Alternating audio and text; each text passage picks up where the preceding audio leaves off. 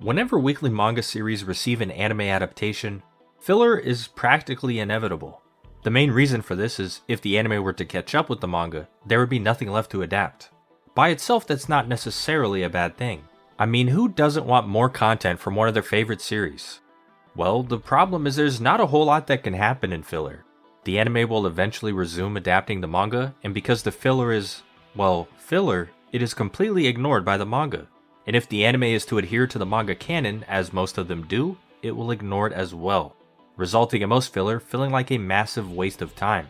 This is why just about everyone hates filler and avoids it whenever possible. But here's the thing, filler doesn't have to be bad. And Yugioh's Waking the Dragons arc is a perfect example of how filler can be just as good as the manga canon, and at times, even better. But before we get into that, I'm going to ask you to leave a like on this video and subscribe for more anime analysis videos. I've got more Yu-Gi-Oh videos coming soon, so subscribe if you want to see that. As I said before, the purpose of filler is to halt the progression of the main story, and Waking the Dragons is no exception in that regard. However, Waking the Dragons is not a waste of time. Rather, it serves as a sort of DLC that fills in some of the gaps in the rest of the anime. It addresses the issues that came as a result of Season 0 not being adapted, expands on some of the character dynamics, and the final arc is built up in ways that lead to a much more satisfying conclusion. Let's start at the beginning. In 1998, Yu-Gi-Oh! Received its first anime adaptation. A lot of people still don't know about this because it only aired in Japan. But Yu-Gi-Oh! 1998, also known as Season 0, is the true beginning of the Yu-Gi-Oh! Storyline. It adapted the first 3 arcs of the Yu-Gi-Oh! Manga, and even though Konami likes to pretend that it never happened, it is very much canon to the Duel Monsters anime. But since the anime began about a year after Season 0 ended, they decided to skip the first 3 arcs of the manga and start with Duelist Kingdom, the manga's 4th arc. This is why the first episode is so strange. It's meant to serve as a recap of the Death Tea arc, which is the 2nd arc in the manga. Then the Monster World arc, which introduced Bakura and is the 3rd arc in the manga, is condensed into a single Duelist Kingdom episode. Some of the other key events from Season 0 are depicted in flashbacks later in the series, and I know it sounds like a bad way to adapt the manga, but it kinda had to be done this way, and it's important to understand why. Yu-Gi-Oh! 1998 was still fresh in the minds of Yu-Gi-Oh! Fans in Japan, so adapting the first 3 manga arcs in the same way would have been a bad idea. Nobody wants to watch the same thing twice in a row. That would be like if Berserk 2016 adapted the Golden Age arc even though the Golden Age movies came out in 2013. But since Yu-Gi-Oh! 1998 was never released outside of Japan, certain elements of the Yu-Gi-Oh! Story were left underexplained for most of the Yu-Gi-Oh! Fandom. Namely, the fact that Yami is a villain. When Yugi solves the Millennium Puzzle in the first episode of Season 0, he awakens the spirit of an ancient game master. Now, the spirit isn't just a gamer, he's also a pharaoh of Egypt. But because he has amnesia, he doesn't remember anything else. At this point in the series, all he knows is that he was trapped in a puzzle until somebody solved it, and whenever that person is in trouble, he can take over the body until the problem is resolved. For the most part, this is beneficial to Yugi. The pharaoh is exceptionally talented at games and exudes confidence. This enables him to maintain his cool in the most perilous of situations. And as a result of the pharaoh's bravery, as well as his intellectual prowess, Yugi is able to make friends and establish a reputation in the gaming world. However, as the season progresses, it becomes clear that this relationship between Yami and Yugi has some serious flaws, and the downsides far outweigh the benefits. Yugi's goal has always been to make friends through games. In fact, the opportunity to form strong bonds with other people is one of the reasons he enjoys gaming so much. Whether it's a friend you can count on or a rivalry that keeps you motivated, there's a lot more to playing games than just winning and losing. But Yami is the polar opposite. He doesn't care about any of that. Prior to the Death Tea arc, which is depicted in Duel Monsters Episode 1, most of the games Yami played left his opponents with a permanent reminder of their failure to beat him. From nightmarish hallucinations that never go away to body disfigurement that can't be disguised, he certainly enjoys watching others suffer in defeat. So what does any of this have to do with Waking the Dragons? Aside from a brief moment at the end of Yugi vs Kaiba in Duelist Kingdom, Yami's dark side is not present in the Duel Monsters anime, and without Season 0, this one moment feels completely random. When I first watched this part, I thought Yugi was crying because Kaiba played dirty by standing on the ledge. But after watching Season 0, I realized that Yugi was crying out of fear. When Kaiba stepped on the ledge, Yami tried to attack anyway, because he doesn't care if Kaiba gets hurt. He has a duel to win. Fast forward to the end of the series, when Yugi and Yami go their separate ways, it's finally brought up again, but in a way that goes over your head. In short, Yugi says that all of his accomplishments belong to the pharaoh, since Yami did all of the hard work. In response to this, Yami says, "You gave me the most important gift of all, by teaching me kindness." It's a great message, and what he said is true, but outside of that one moment in Duelist Kingdom, there is zero indication of Yami ever being a bad guy. This is where Waking the Dragons comes in. Waking the Dragons begins immediately following the conclusion of Battle City. Yugi has just defeated Merrick, obtained all 3 of the Egyptian god cards, and is now ready to learn the truth about Yami's past. But when Yugi tries to activate the Tablet of Lost Memories, it freezes, becoming unusable. Then, Yugi hears a commotion, so he rushes outside. When he reaches the exit, he discovers that duel monsters have begun wreaking havoc on Domino City. Everyone assumes that because Kaiba Corp is responsible for the holographic technology known as Solid Vision, there must be a problem with the company's computer system. But Kaiba claims that his company has nothing to do with it. Later that night, Yugi's god cards are stolen from his home. While chasing the thieves, Yugi encounters Gurimo, a man who claims to be collecting the souls of duelists by defeating them in duels. Gurimo challenges Yugi to a duel, which he accepts, believing it will be an easy victory since only wielders of Millennium items can use the god cards. Unbeknownst to Yugi, Gurimo possesses the Seal of Orichalcos, a special card that rivals the power of the Egyptian gods. A few turns into the duel, Gurimo activates the Seal of Orichalcos, and the game is changed completely. Yugi detects danger, so he attempts to break the seal with his Millennium Puzzle, but it doesn't work. Gurimo explains that once the Seal of Orichalcos is activated, neither duelist can leave the arena until the battle is over. No running away, and no outside interference. He also claims that the seal cannot be broken, and whoever loses the game loses their soul. Additionally, the Seal of Orichalcos is a field spell that boosts the attack points of the user's monsters and expands the monster zones to the spell and trap zones, increasing the maximum amount of monsters that can be summoned from 5 to 10. After activating the card, Gurimo summons the stolen Obelisk the Tormentor, and Yugi is shocked to see this because in Battle City, when Odeon tried to use the Winged Dragon of Ra, he was punished severely because he wasn't a user of a Millennium item. But since the Seal of Orichalcos prevents outside interference, Gurimo is able to avoid the consequences of this action. Despite this disadvantage, Yugi is able to win the duel, but he fails to retrieve the god cards. Instead, he finds a necklace belonging to Gurimo and 2 cards containing the souls of Rex Raptor and Weevil Underwood. The following night, a gigantic yellow eye appears in the sky, and at the same time, Yugi and the Pharaoh are transported to the world of duel monsters, where they are greeted by Dark Magician Girl. There, she tells them about the Orichalcos god, a creature bent on annihilating all life on Earth, and how the assault has already begun. But there is still hope. She tells Yugi that if he is able to extract a sword from one of 3 dragon statues, he will awaken a legendary power that once protected the duel monsters world from the Orichalcos god. Together, Yugi and Yami are able to raise the sword, then they are transported back to their own world, where they must confront the Orichalcos god. Yugi rushes outside to meet his friends. Upon reaching them, the eye in the sky fires a massive blast at Yugi, but Yugi is able to deflect it and destroy the eye with his newly acquired power, the Eye of Timaeus. What Yugi doesn't realize is that the group of duelists who stole his Egyptian god cards in the first episode are actually a secret organization called Doma, and they are the ones responsible for the Orichalcos god's resurrection. Using the Seal of Orichalcos card, they've been gathering the souls of powerful duelists in order to power up the Orichalcos god. Now, the group has many members, but for the sake of this video, we only need to consider 4. Imelda, Raphael, and Valon, who call themselves the 3 Musketeers of Doma, and finally, Darts, the mysterious leader of the organization. Now that we've established the basic premise, we can move on to Yugi's second encounter with Doma, where things take an unexpected turn.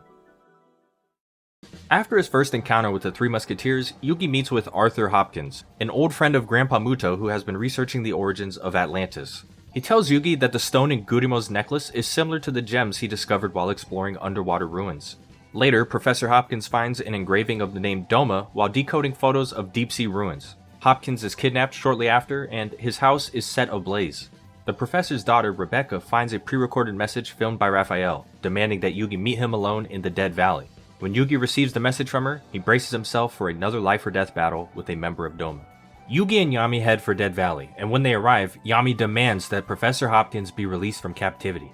Raphael tells Yami that he has been released. Then, Raphael destroys the bridge that Yami used to reach him and declares that all he wants is to face the Pharaoh as a true duelist. Yami rejects Raphael by saying that a true duelist would never use duel monsters for evil. Raphael responds that they simply have different perceptions of justice and that history will decide who is correct. Yami says nothing in response, and after a brief stare-down, they begin to duel. Following a strong start, Raphael declares that his bond with his monsters is so strong that Yami cannot comprehend it. Frustrated, Yami accuses Raphael of arrogance and claims that every monster is a servant to their duelist masters. Raphael ignores Yami's insult and says that he actually pities the pharaoh because he too was dealt a bad hand in life. Raphael was celebrating his birthday aboard a cruise ship when the ship crashed, separating him from his family. The next thing he knew, he was stranded on an island by himself for 3 years. He attributes his survival to the Duel Monsters cards he received as a gift in his final moments with his family, because they gave him hope that someday he would be reunited with his family. Raphael was eventually rescued, but when he returned home, he discovered that the only survival of the shipwreck was himself. Not long after this, he met Darts and became a member of Doma. Raphael believed that Darts could help him understand the cruel fate that befell him. When the duel continues, Yugioh realizes that Raphael's strategy is simply to keep his own monsters from being sent to the graveyard. Whenever Yugioh is about to destroy one, Raphael activates a card that protects his monsters by either paying life points or sacrificing cards from his hand. This is what persuades Yugioh that despite their opposing worldviews, Raphael is indeed a true duelist. But he still doesn't understand, why would a true duelist want to bring the world to an end? Raphael then reveals that the world's destruction is only half of their plan. Doma's true goal is to reset human civilization because humans are always at odds with one another, and the only way to end all suffering is to destroy the world itself. At face value, this is extremely cheesy, and I hate it when villains seek to end the world in order to save humanity from itself. But for reasons we'll discuss later in the video, it's actually not as bad as it seems. Raphael activates Exchange, which forces each player to take one card from their opponent's hand. Because they each only have one card, Raphael takes Necromancy from Yami, and Yami takes the Seal of Orichalcos from Raphael. Then, Raphael plays a card that prevents Yami from attacking with his monsters, and another that drains Yami's life points every turn. With no options left, Yami considers using the Seal of Orichalcos. Yugioh tells him it's not worth it, but Yami refuses to listen. He declares, "This is my fight. My justice and my beliefs are on the line," and then pulls out the forbidden card. Aside from Yami losing, what makes this duel so important? Let's take a step back and assess the situation. Yami is a duelist from ancient Egypt who suffers from amnesia. He has no recollection of his past, and he has no idea why he was revived in the present. Raphael is a duelist who was stranded on an island, and when he was finally rescued, he became stranded in a new world. As you can see, both characters are very similar. The key difference here is that Raphael believes his problem will be solved through Doma, so he duels in order to further the goals of his group. Yami, on the other hand, duels because that's all that he can do. In a way, it's become his identity. That's why he activated the Seal of Orichalcos. His entire self-worth is measured by his ability to play games. Losing the duel means losing his place. And if he isn't the king of games, then who is he? Obviously, we learn more about him in the final arc, but up until now, from the moment he was awakened by Yugioh in the beginning of the series, Yami's sole purpose has been to win games for Yugioh. That's why even though there really wasn't anything on the line for this duel, Yami felt more pressure than ever. Though it's never explicitly stated that Yami cares about winning, at times it seems to be the only thing that matters to him at all. And this is consistent with the Season 0 arcs and the Kaiba battle in Duelist Kingdom. Yami chose victory in a game over Kaiba's life. Thankfully, Anzu was there to stop him in Duelist Kingdom, and Mokuba was there to stop him in Death Tea. But this time, since Raphael could relate to Yami, he knew that keeping Yami's friends away would help secure the victory. Another great thing about this duel is that it leaves no excuses for Yami's behavior. You could argue that in the Duelist Kingdom battle with Kaiba, Yami was doing what needed to be done in order to rescue Yugi's grandpa, and Kaiba was playing dirty by standing on the ledge. But when Yami lost to Raphael, it was entirely his own fault. Raphael didn't cheat, he wasn't holding anybody hostage, he didn't even use the Seal of Orichalcos card. Yami had nothing to lose until he himself activated the Seal of Orichalcos. And not only is this the first time Yami lost to somebody who wasn't cheating, it also occurred at a time when the stakes could not be higher. Remember, when the Seal of Orichalcos is activated, the loser of the duel loses their soul. And right before the duel ended, Yugioh switched places with Yami. That means Yu-Gi-Oh's main character, Yugi, the one who freed Yami from the puzzle, lost his soul. And he's gone for most of the arc as a result of this. So not only did Yami lose to Raphael, Yugioh lost to Yami. That's why it's such a powerful moment, and I can't think of a better catalyst for Yami to finally change his ways. The dark side of Yami is important and all, but my favorite aspect of Waking the Dragons is the way it utilizes the supporting cast. In the Millennium World arc, which follows Battle City in the manga canon and concludes the series, Yami's past is the sole focus. Practically everyone else is there, but most of the characters play a minor role in the arc. And as a result, the finale left us with quite a few unanswered questions regarding these other characters, and Waking the Dragons provides us with plenty of answers. Let's start with Kaiba. When the Duel Monsters holograms started acting up, Kaiba shut down the Solid Vision system to try and stop it. Nothing changed, so Kaiba held a press conference in order to clear his company of any blame. But since the real cause of the holograms is still unknown, Kaiba's explanation did very little to quell the media. Naturally, this put him in a terrible mood. Kaiba and Mokuba have been working diligently on creating a theme park, but now things have to be put on hold until the situation has been resolved. To make matters worse, somebody has started buying Kaiba Corp stocks at an unprecedented rate. As soon as Kaiba notices, he receives a video call from Pegasus. Kaiba answers, and Pegasus claims that he's the one who has been buying the stock, and he's been doing it to get Kaiba's attention. Then he invites Kaiba to come duel him on Duelist Kingdom Island.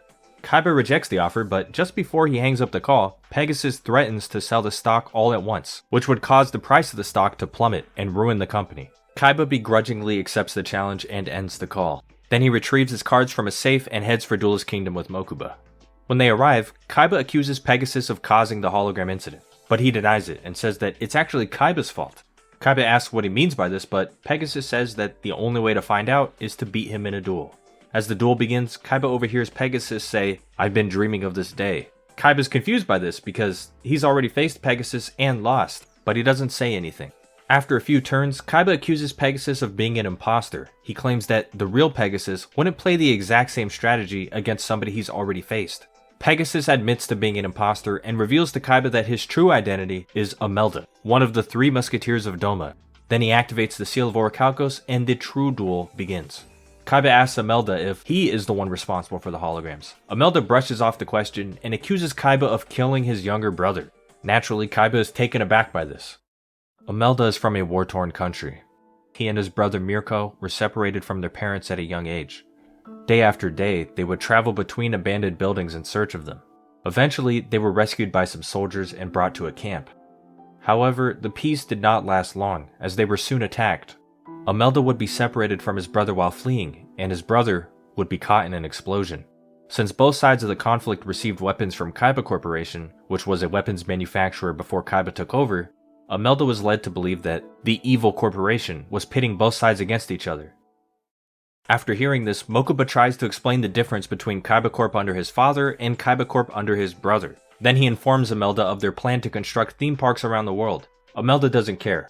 He claims that the only reason they're able to build theme parks is because they made so much money by destroying peace in other countries. Unlike Mokuba, Kaiba accepts the sins of his father and demands that the duel continue. A few turns pass and Kaiba finds himself on the losing side of the duel. But just before he draws his final card, he is suddenly transported to the world of Duel Monsters, where Yugi found the 3 legendary dragons. Kaiba's first instinct is to remove a sword from one of the dragon statues. Upon doing so, he is transported back to the duel with Imelda, and he draws the Fang of Critias. Kaiba activates the card and attacks Imelda for game. However, Imelda has a trap card that causes the duel to end in a draw. Since neither player lost the duel, nobody loses their soul, and both players make their exit. Later, Joey calls Kaiba to ask for help with transportation, but he unintentionally reveals that Yugi lost his soul to a member of Doma. Kaiba becomes enraged and hangs up the phone. He can't believe that somebody other than himself was the first to beat Yugi in a duel. But then he smiles broadly, because he now has a new reason to duel. When Kaiba meets Imelda for the second time, Imelda reveals that his plan is to destroy the world so that he can rebuild it without weapons. Kaiba dismisses him as a loser and points out that resetting the world will not compensate for his failure to protect his brother, and then he wins the duel. Now let's break this down. At a glance, bringing back Pegasus was completely unnecessary. It felt like pointless pandering to the fans. Imelda didn't need to disguise himself at all in order to lure Kaiba into a duel, since he bought so much stock in Kaiba Corporation. However, bringing back Pegasus was important for a couple of reasons. Am I the only one who found it odd that a character as vindictive as Kaiba never wanted a rematch with Pegasus? After Kaiba beat Yugi in the Duelist Kingdom arc, he moved on to face Pegasus and lost.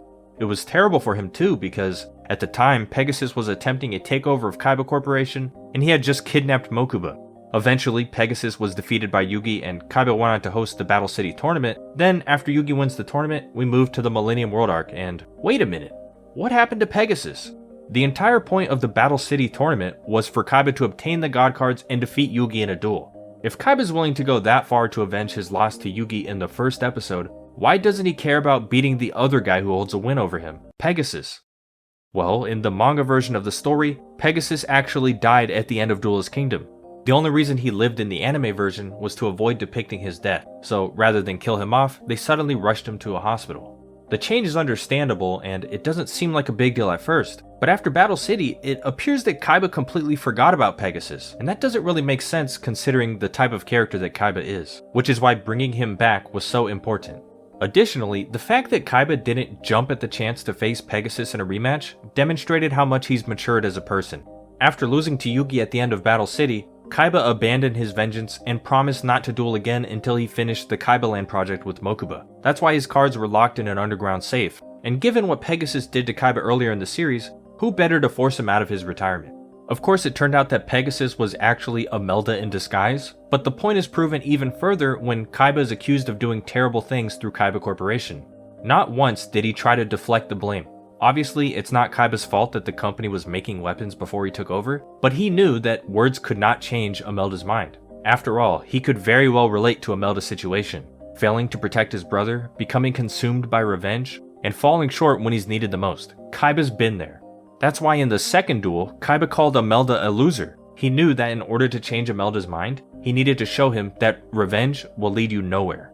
Kaiba learned this for himself during the Battle City arc, which is why he temporarily retired from playing Duel Monsters. He's finally applying Yugi's advice about friendship by pursuing a new passion, one that he shares with other people. This is of course the worldwide Kaiba Land project, a plan devised by Mokuba and himself with the goal of bringing theme parks to kids all across the world.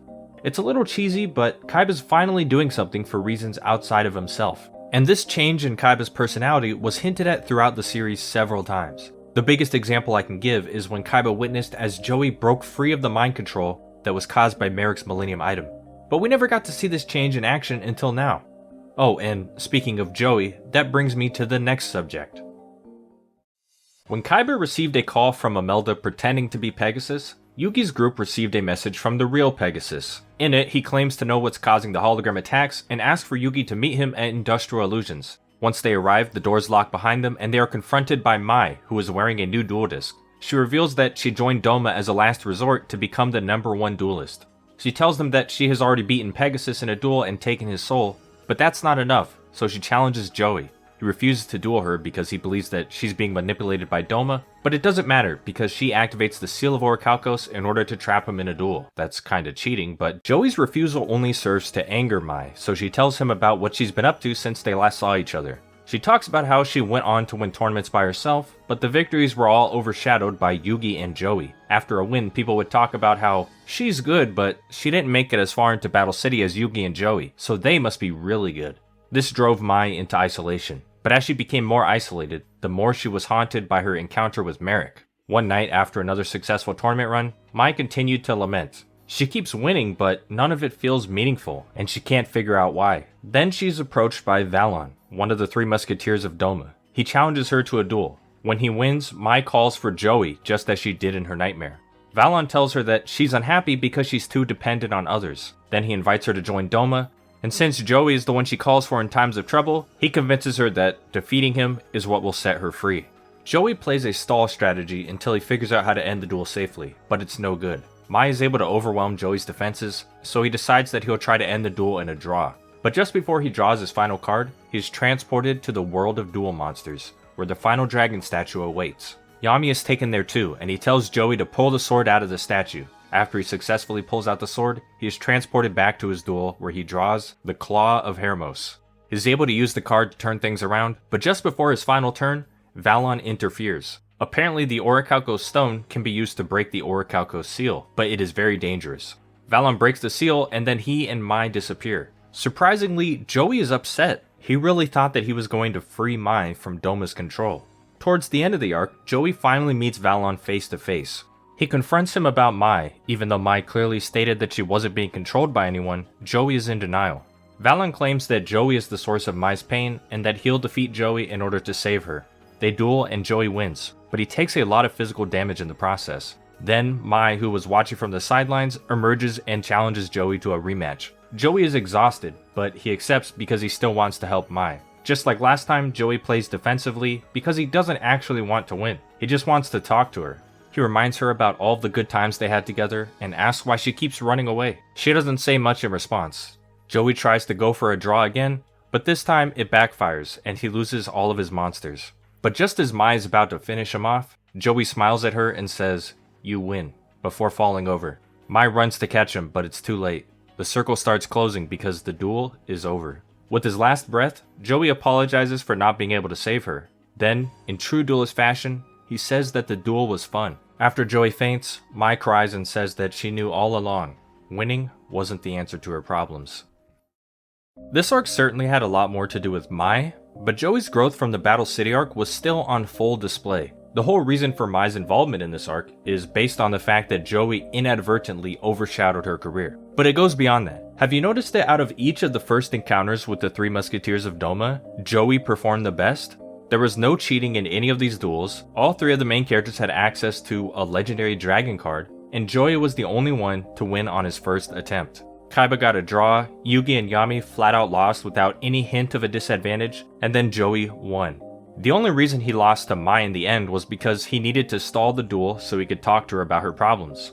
And maybe I should have expected this, but it's a filler arc, and since Joey is the least popular of the three main characters, they could have easily just made Joey that guy who loses first and then motivates Yugi to win. Now let's talk about Mai. When Mai is first introduced in Duelist Kingdom, we're led to believe that she's just like Kaiba. Her goal is to be the best, and she doesn't let people get close to her because friendship will make her weak. But later in the arc, it becomes clear that she's putting up a front. When Yugi loses all of his key chips to Kaiba, Mai takes pity on him and helps Yugi out. Then in Battle City, when Joey recounts a dream that he had about being at school with his friends, Mai asks if she was there. Joey lies and says no, and it seems like not a big deal at first. But for Mai, that was her sign to leave. She might have been planning to leave anyway, but given what we know about her, I think she was looking for a reason to stay with Joey and the others. Why else would she ask that question? Then, in Waking the Dragons, Mai says she was trying to acquire for herself what Joey got in Battle City. She clarifies that she wants to become unbeatable. The problem is she completely misinterpreted Joey's method of becoming a true duelist. I've already talked about Joey's journey to becoming a true duelist in a separate video, so I won't go too in depth here. Basically, after Joey got his Red Eyes card stolen from him, he distanced himself from Yugi until they both made it to the finals of the tournament. Mai took that to mean that if Joey was able to become so much better by going off on his own, she needed to do the same. But Mai went about it in the wrong way. Joey spent most of his life alone, and when he met Yugi, he became overly dependent on him. Once he realized this, he went his separate way, but he didn't completely sever ties with Yugi. In fact, Joey's reason for wanting to be stronger had little to do with winning at all, because his goal was to be a better friend. He didn't want to be a burden anymore. Mai, on the other hand, was trying to become stronger so that she could rationalize being alone, the complete opposite of Joey. And when she finally has her chance to beat Joey, she gives in to her true emotions and tries to save him. Earlier in the duel, Joey told Mai that she wouldn't solve her problem just by winning. Ironically, when Mai finally defeated Joey was the exact moment that she was cured, but not because she was victorious in the duel. Upon winning, Mai realized that she needed Joey, and what attracted her to him was his passion, both as a competitor and as a person.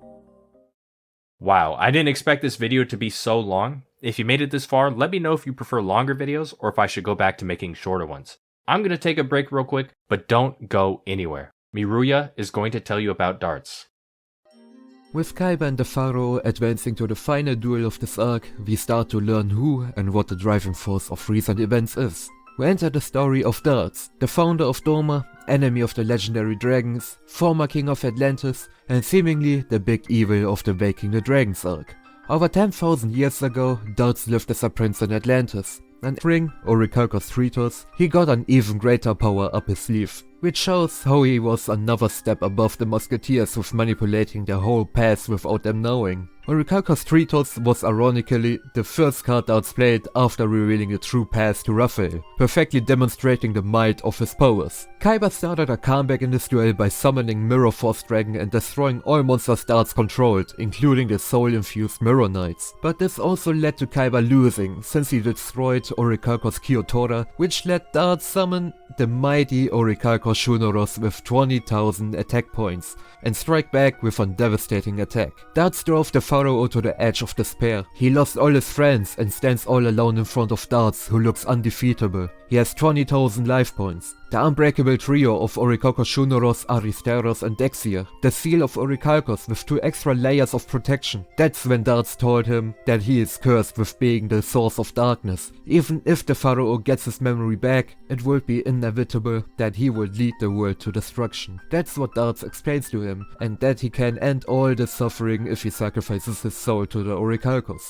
Yami, vanishing deep inside his darkness, realizes that he has something in his heart that can't be erased. A vessel created by the memories he created together with all his friends. That's what's keeping him alive, and he tells that he exists exactly for that reason, to change by meeting friends. This is the way to overcome the darkness within. Darts thought that knowledge and creativity is what makes humanity the guardians of the planet, and the pharaoh uses exactly that to call forth the true forms of the legendary dragons. Together with the legendary knights Timaeus, Critias and Hermos, he defeats Darts in a duel and releases Joey's and Kyber's souls. After the duel ended, Darts offered his own soul to the Orichalcos god to compensate for the souls of the 3 chosen duelists, and brings it back to life. Yugi, Joey and Kyber attack the god together with all available duel monster spirits. But they were no match for the Orichalcos god. Yami connected to every soul living inside the god and encouraged them to overcome their inner darkness. With the energy of everybody's emotions flowing inside Yami, he orders the 3 Egyptian gods to come forth in the name of the pharaoh to fight Darts' god. The Orichalcos god, powered by the hatred and darkness inside humanity, clashes with the by the hopes and light empowered Egyptian gods and suffers an utter defeat. Every trapped soul gets released and everything seemed saved, until Darts appeared together with a weakened version of the Orichalcos god behind the pharaoh. He tells him that the god is a manifestation